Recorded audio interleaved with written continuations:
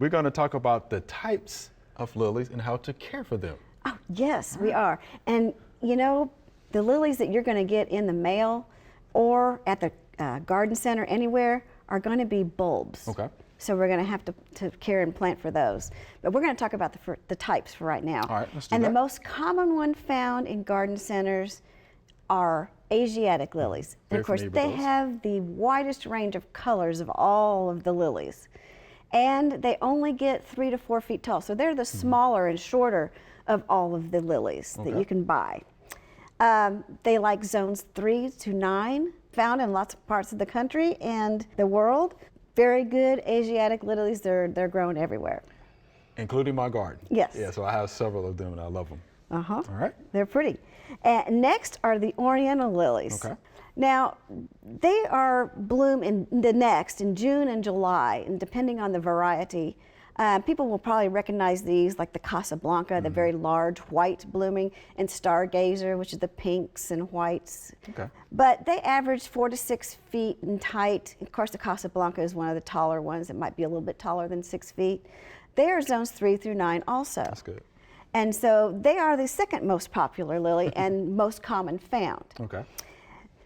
Now, the the next kind are the Orion or trumpet lilies. Yeah. And the Easter lily is probably the most famous trumpet lily there ever was. It's Lilium longiforum. And for it to bloom, because Easter is a span depending on, you know, the time a year, the different years. Easter's doesn't always fall on the same day. So the forcing has to happen at a certain time from Easter for that 2 week window when it's blooming. Right, gotcha. But those are forced. But after it's done, you can plant it in the yard.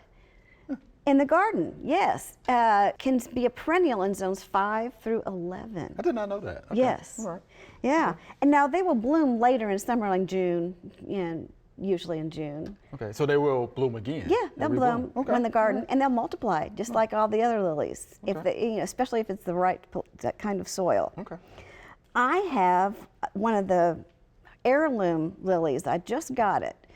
It's the regal lily, Lilium regal, and it's white with a yellow throat on the inside of the petal. On the outside of the petal, it's a pink and burgundy wash on the outside of it.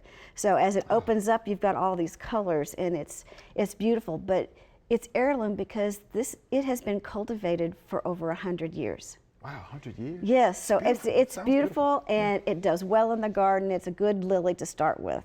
Okay. 100 years? 100 years. Wow, okay. And again, these trumpet lilies, usually 3 to 6 feet, depending on which one it is.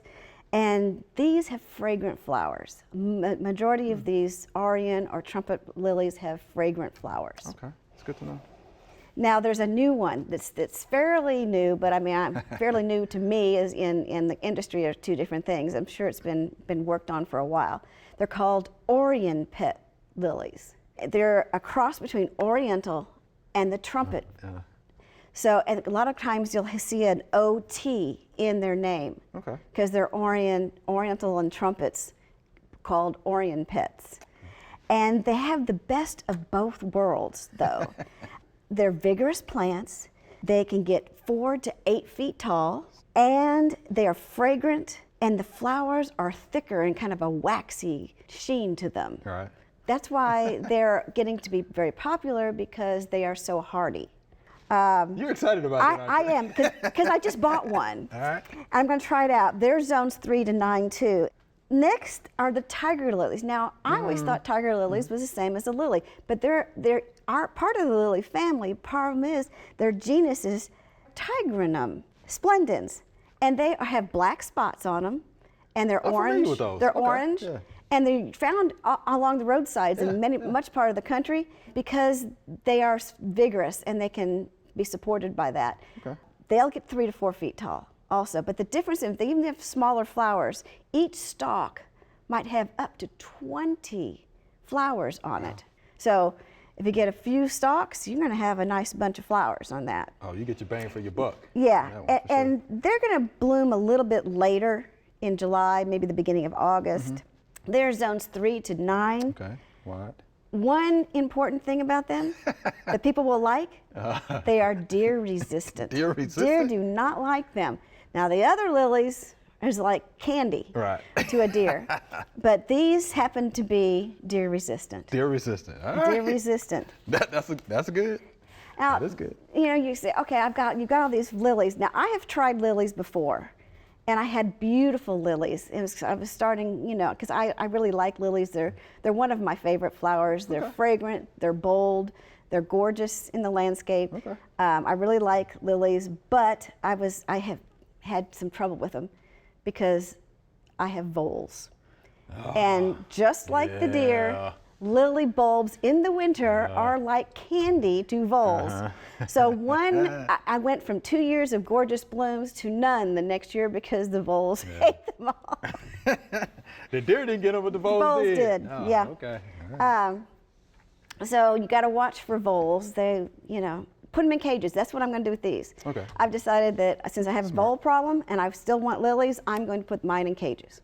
Also, wet soils is probably one of the worst problems with lilies. And probably the #1 cause of death of lilies is not a well-drained soil. When we say lilies need to be planted in a well-drained soil, that should be underlined 3 times with 3 exclamation points behind it. Okay. Because really, once they are established, they can take drought pretty good.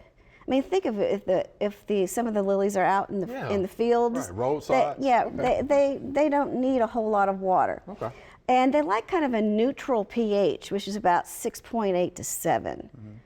So if it's too acidic or too alkaline, you've got to adjust it so it's closer to being neutral. Okay. They like neutral soils. And you want to plant them 3 to 5 inches deep in the ground. And that's going to depend on the type of soils you have. Like here, 3 inches would be plenty deep. 2 inches might even be better because we have such heavy soils, and they like, you know, light soils. So don't plant them too deep in your heavy clay soils. But in other parts of the country where the soils are looser, 5 inches. Yeah. Inches. And in the winter, for more northern climates, you probably do want to do the 4 to 5 inches. Okay. Getting deep. Maybe even 6, because that'll help with the frost and Gotcha. the cold. So is there a correct direction? Orientation Yes, of planting again, the they're bulbs? going to have a point on them. And like the bulbs that I just recently got, they have the roots are dried underneath it, so you can see the roots. Okay, But the good. wide part is where the roots are, and the point, again, just like tulips, is up because that's where the stems are coming up. And mine already had some stems coming out, and the roots were still down there, so it was very easy to tell which Good. was up on those. Okay. Yeah. In colder climates, you might want to put some mulch in the fall. Again, that's just to help them overwinter.